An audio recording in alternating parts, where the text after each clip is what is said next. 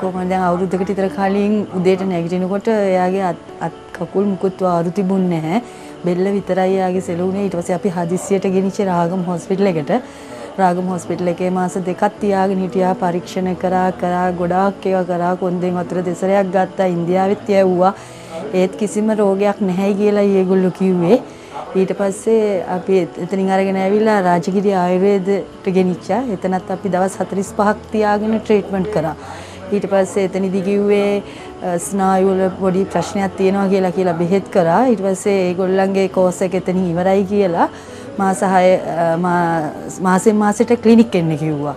ඒ අතරතුරේදී මගේ පුතාගේ යාළුවෙක් ඉන්නවා. යාළුවගේ අම්මා තමයි මේ මහසෙන්නර නමිල වේද මහත්තයා අපිට හඳුන්වලා දුන්නේ. එතනින් ඇවිල්ලා වේද මහත්තයාට අපි ගෙනල්ලා පෙන්නපුවා. වේද මහත්තයා කිව්වා යාගේ ස්නායු දුර්වලතාවයක් ඇවිත් තියෙනවා මොලේ කියලා. ඊට පස්සේ ආ ප්‍රතිකාර කරන්නම් කියලා බාරගත්තා. ඊට පස්සේ අපි ප්‍රතිකාර දිගටම කරගෙන ගියා. දැන් මගේ පුතාට ලොකු සුවයක් තියෙනවා. හොඳටම හොඳයි කියලා වේද මහත්තයා කිව්වා. දැන් මගේ පුතා උසස් පෙළ කරලා කැලණි විශ්වවිද්‍යාලයට තේරිලා දැන් එයා විශ්වවිද්‍යාලයට යනවා. ඉතින් වේද මහත්තයා ගැන කියන්න වදන්නේ අමිල වේද මහත්තයා කියන්නේ ඇත්තටම අපිට දෙවිවරයෙක් කරගේ. ඒ අතරතුරේදී තමයි මගේ ලොකු දුවගේ කොන්දේ අමාරුවක් හැදිලා මේ දැන් බෙහෙත් ගන්න ආවේ. අද 3 වෙනි දවසේ ආපු. එයාට ලොකු සුවයක් තියෙනවා. ඒ හින්දා වේද මහත්තයා ඇත්තටම දෙවිවරයෙක්. අමිල වේද මහත්තයා කියන්නේ දෙවි කෙනෙක්.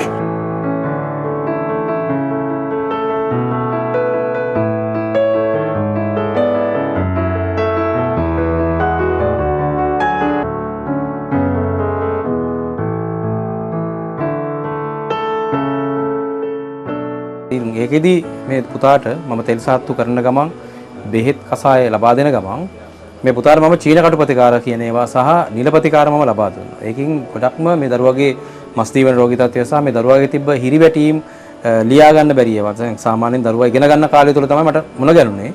ඉතින් එතකොට මේ දරුවට ලියන්න අපහසුව තිබුණා. ඒ සියලු දේ හරි ගියා බෙහෙත් ප්‍රතිකාර කරාට පස්සේ දැන් අද වෙද්දී විශ්වවිද්‍යාලයේ ඒ දරුවා ඉගෙනීමට දැන් ගිහිල්ලා තියෙනවා.